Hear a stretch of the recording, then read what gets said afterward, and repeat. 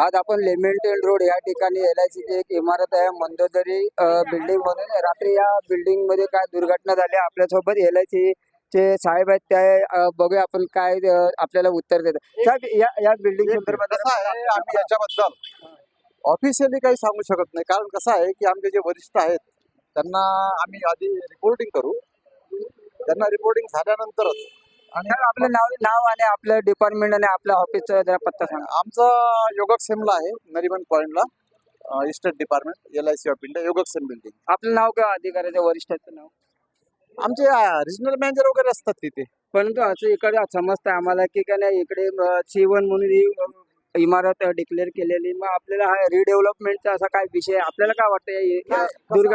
दुर्घटना झाल्यावर माणसाचा जीव गेल्याच्या नंतर आपण लक्ष देणार का? याबद्दल जे काही ना, आमचे जे काही वरिष्ठ जे आहेत ते ऑथॉराइज्ड आहे यावर काही बोलण्यासाठी, ते तुम्हाला सांगू शकतो. संबंधित वरिष्ठ अधिकारी आहे ना त्यांचं नाव सांगा. नाही, आमचे ते डेसिग्नेशन आहे ना त्यांचं, रिजनल मॅनेजर. नाव सांगा ना तुम्ही. नाव सांगा ना, म्हणजे इकडचे लोक येतात. एक मिनिट. आमचे तिथं हे आहेत.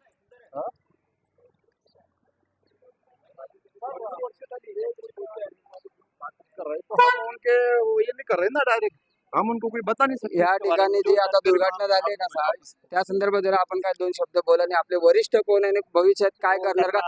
माणसाचा जीव गेल्यावर तुम्ही इकडे लक्ष देणार का? त्या संदर्भात सांगा.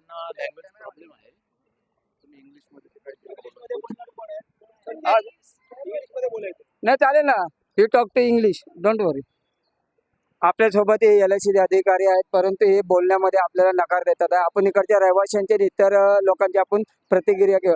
आपल्यासोबत या ठिकाणी मुकेश शाह हे सर आहेत, यांना या म्हणजे पगडी एकता संघाचे हे अध्यक्ष आहेत. बघूया यांचा विचार काय आहे. आपण या इमारत आता ढासळले सर, आपलं काय मत आहे? बघा, ही बिल्डिंग 2023 मध्ये ऑलरेडी म्हाडाने 79 नोटीस लावल्या होत्या. त्याला LICने चॅलेंज केला. चॅलेंज करताना कोर्टमध्ये त्यांनी सांगितलं की ही बिल्डिंग सुरक्षित आहे, C2B आहे. माझं म्हणणं आहे की C2B आहे तर ह्याच बिल्डिंग पडली कशी? आणि समजा कोणाचा मृत्यू झाला असता, आता हे जे बिल्डिंग आहे आमची जीवा दिवशी निवास, 3 दिवस अगोदर तिकडे पण LIC बिल्डिंग तिकडे स्लॅब कोसळला. ह्याच्यामध्ये क्लिअरली म्हाडाने सांगितलं आहे, समजा काय दुर्घटना झाली तर त्याचा LIC म्हणजे इट विल बी रिस्पॉन्सिबल. आता हे परत एक घटना झाली आहे. माझं म्हणणं आहे की रिडेव्हलपमेंट करण्यामध्ये तुम्हाला प्रॉब्लेम काय? आणि रिडेव्हलपमेंट तुम्ही कधी करणार? लोकांची मृत्यू झाल्यावर करणार का? ट्रॅजेडी झाल्यावर तुम्ही करणार का? आता हे संकेत भाई इकडचे जे अध्यक्ष आहेत त्यांच्याशी तुम्ही. सकाळी 10च्या सुमारास झाला. मार्केट उघडतं 11 वाजता. जर 11 वाजेचा वेळ झाला असता तर जीवितहानी नक्कीच झाली असती. आज आमचं फक्त म्हणणं एवढंच आहे, 100-125 वर्ष बिल्डिंगला झालेली आहेत.